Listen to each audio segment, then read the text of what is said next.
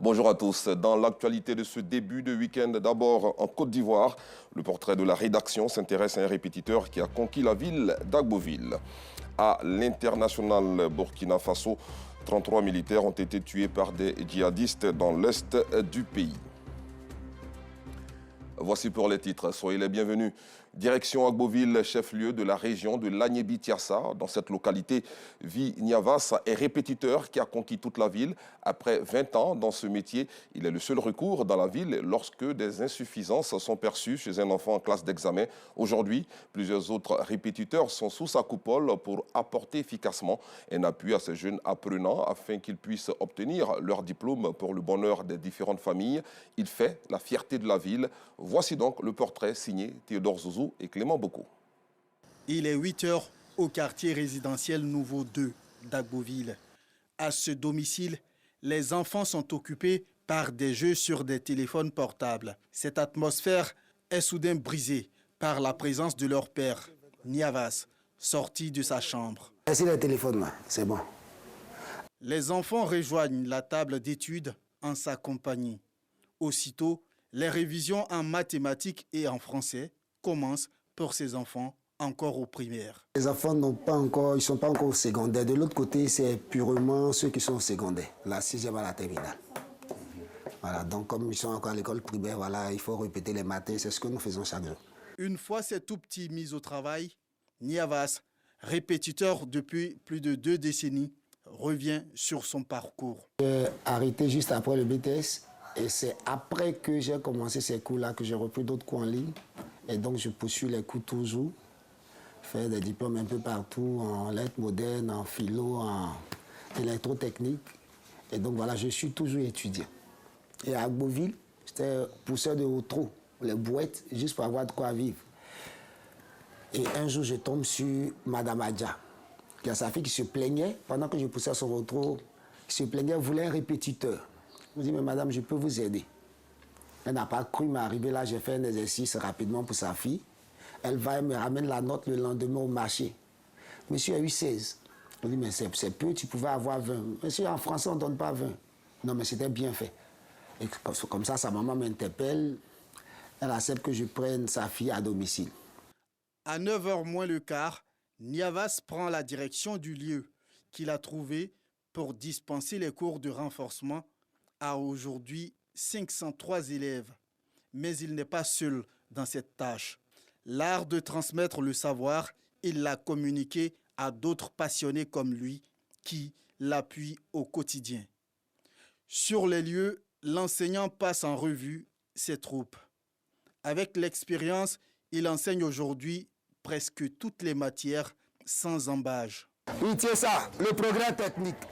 Le progrès technique, c'est l'avancée des procédés permettant à l'homme de suppléer à ses déficiences et ont des fins utiles. Bien. Selon ses collaborateurs, c'est un réel plaisir qu'ils prennent à travailler à ses côtés. La collaboration se fait bien. On échange de temps en temps. Peut-être chaque semaine, on a des réunions et puis on échange afin de pouvoir voir ce qui ne va pas, ce qui va, et puis on essaie d'améliorer ce qui ne va pas. Dans son équipe, une femme, la seule, qui d'ailleurs est en stage. Niavas ambitionne prendre, en plus des classes de 3e et de terminale, le cours moyen 2e année, CM2, l'année prochaine. Il faut dire que c'est ici que j'ai eu mon BPC qui m'a formé. J'ai vu que la formation est assez bonne. Et ici, je peux apprendre plus. C'est un monsieur qui est gentil. Il vient à chaque fois, il donne les conseils, comment prendre les enfants, comment s'améliorer, de telle sorte que l'enfant puisse avoir confiance en lui. Donc, c'est une méthode qu'il nous apprend ici. Ici, l'affluence est due au coût abordable. Cette année où nous avons essayé de monter un peu les prix, c'était à 3 000 francs pour les 3e et 6 000 francs pour la classe de terminale. Aujourd'hui, nous sommes à 4 000 pour les classes de 3e et 7 000 pour les classes de terminale. À l'école, ça ne va pas. Donc j'ai décidé de venir à ce cours pour pouvoir mieux comprendre les cours. Différemment des autres infos, ici on fait la littérature. Or pour la série scientifique, quand tu t'en vas dans autres infos, c'est maths, physique, SVT. Le social va au-delà du prix des prestations. Des locaux sont loués en guise de dortoir pour les apprenants n'ayant pas les moyens. Pour moi, M. Niavas, c'est comme un papa, un sauveur, un ami, un peu tout quoi. Parce je suis ici depuis en classe de première et depuis tout ce temps, il a pris soin de moi, il a fait beaucoup pour moi. J'ai obtenu le bac en faisant les renforts ici. Ce n'est pas seulement qu'une chambre. C'est-à-dire qu'il y a d'autres personnes qui n'ont pas les moyens de retourner, c'est-à-dire dans leur campement, quand ils finissent les cours, ils peuvent venir rester ici, surtout quand ils font le renfort avec monsieur. Le temps que, par exemple, les prépas finissent, ou peut-être 1 semaine à 2 semaines. C'est-à-dire que c'est un lieu pour héberger certaines personnes qui sont dans des difficultés. Dans ce même élan de solidarité, il permet qu'un marché tenu par des anciens élèves diplômés puisse s'installer afin que les apprenants se récréent. J'ai étudié ici et j'ai eu le bac en 2015, le bac A1. Il a de bons résultats. C'est un répétiteur qui est assidu, qui est travailleur, qui aime vraiment donner le savoir à ses élèves. En tout cas, c'est quelqu'un qui a l'amour de la chose. Toutes ces approches concourent à donner un pourcentage de réussite très élevé. L'année dernière, nous avons eu 86 en terminale A, 92 en terminale D et 86,88 en troisième. Je pense que le socle du développement, c'est l'école. Il faut donner à chacun d'être bien formé, d'avoir une bonne culture intellectuelle pour le bonheur de la Côte d'Ivoire. Des anciennes élèves comme Oulaye viennent souvent lui témoigner leur reconnaissance. J'ai accompagné mon fils qui était venu faire son renfort et j'ai vu aussi que je devais me rattraper dans mes études. Donc, partant de là, comme je faisais déjà les cours du soir, j'ai préféré étudier avec lui. Et ça a marché. Là, c'était en 2016. Moi-même, je suis son élève. Donc, c'est un exemple à suivre. Il fait de très bons résultats. C'est une très bonne chose de venir étudier. J'encourage mes soeurs, mes camarades qui n'ont pas foi en la vie, de toujours lutter parce que la vie, c'est un combat. En dépit des résultats plus que satisfaisants, le renommé répétiteur d'Agboville connaît quelques difficultés. Nous sommes dans un site non clôturé. Nous sommes exposés aux serpents. Ici, c'est un hôtel à ciel ouvert dans la nuit, ce qui est dégradant et puis malsain pour un cadre scolaire. Et donc, nous attendons des autorités, voilà, s'ils peuvent nous aider. De temps en temps, Niavas, à ses heures libres, rend visite à un de ses anciens élèves. Ce dernier a réussi dans l'immobilier et a ouvert sa propre entreprise. C'est lui, l'heureux donateur de l'espace qui s'apparente aujourd'hui à une école. Je suis de formation ingénieur de conception géomètre, architecte diplômé de l'École spéciale d'architecture de Paris. On a fait partie de sa toute première promotion et toutefois que je le vois, vraiment c'est pour moi une reconnaissance. C'est quelqu'un, pour moi, a servi de pilier, de base pour être ce que je suis aujourd'hui. Le métier de répétiteur nourrit son homme, mais il faut l'assainir selon Niavas. Il a conquis par ses résultats les parents d'élèves de la ville du chef-lieu de la région de l'Agnébi-Tiassa. Niavas contribue ainsi significativement au relèvement du niveau des apprenants et du taux de réussite de cette région. Clément Boko, que nous retrouvons avec ce sujet relatif à la politique de gestion intégrée, le plan d'action budgétisé, et cela concerne la gestion des frontières. Ça y est, le Premier ministre, président de la Commission nationale des frontières de la Côte d'Ivoire, est officiellement en possession du document consignant la politique nationale de gestion intégrée des frontières de la Côte d'Ivoire. Ce plan d'action, piloté par le secrétariat exécutif de la Commission nationale des frontières de la Côte d'Ivoire, CNFCI, est réceptionné par Karim Traoré, son directeur de cabinet. La mise en œuvre de la politique nationale de gestion intégrée des frontières terrestres, aériennes et maritimes que nous transmettons officiellement aujourd'hui à M. le Premier ministre par l'entremise de son directeur de cabinet permettra d'apporter 5 réponses durables aux enjeux qui ont été cités. L'amélioration de la gouvernance des frontières ivoiriennes, le renforcement de la sécurité et de la cohésion dans les zones frontalières, l'impulsion d'une forte dynamique à la coopération transfrontalière avec les pays voisins et une meilleure intégration de notre pays avec ses voisins. Et enfin,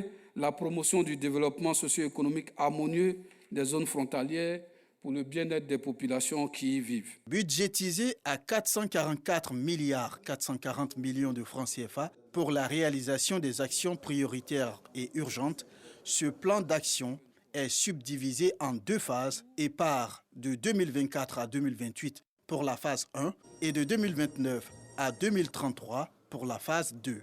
Karim Traoré, représentant le Premier ministre, s'est réjoui du travail abattu par la CNFCI au regard des enjeux du moment. Nul n'est besoin d'insister sur le contexte particulier qui caractérise notre conjoncture, avec les défis sécuritaires sous-régionaux, avec les mutations spécifiques auxquelles le monde fait face et surtout le caractère très mutant de l'actualité sous-régionale et internationale qui commande que nous puissions nous retrouver et tracer ensemble la trajectoire autour de laquelle nous allons opérer les ajustements nécessaires pour faire face à ces défis.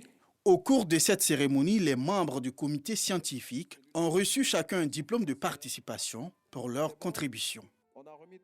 Parlons culture à présent. Le Festival des musiques urbaines d'Anoumambo a accueilli ses premiers participants ce mercredi 26 avril 2023. L'une des plus grandes attractions de ce festival est le FEMUA Kid, cette lucarne dédiée aux enfants. Il y a aussi la participation du Togo en tant que pays invité. Pour plus de précision, suivons ce reportage de Joël Gossé. À notre entrée au FEMUA, Festival des musiques urbaines d'Anoumambo, dans la commune de Marcouri, nous sommes tout de suite captivés par le remarquable public drainé par le FEMUA Kids. Au programme ce jour, prestations artistiques, concours de danse et de poésie. À ces concours prennent aussi part les enfants en situation de handicap de surdité. Ils s'en sortent même avec un prix. On nous a demandé de préparer une poésie que les enfants sourds vont présenter lors de l'émission. Et donc nous avons travaillé avec eux durant une semaine. Nous, en tant qu'encadreurs, nous avons rédigé la poésie et nous avons appris les mots aux enfants et les signes aussi. Et donc, quand l'enfant fait le signe, l'encadreur fait la narration.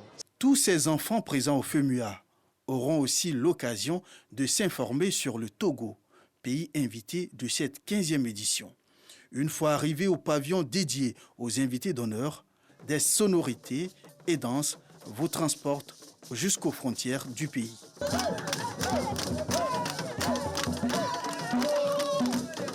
À l'intérieur du pavillon, c'est tout le Togo qui est représenté à travers l'exposition de divers articles. Perles, kori, boubou traditionnels, entre autres. Tout y est pour découvrir le Togo dans toute sa diversité.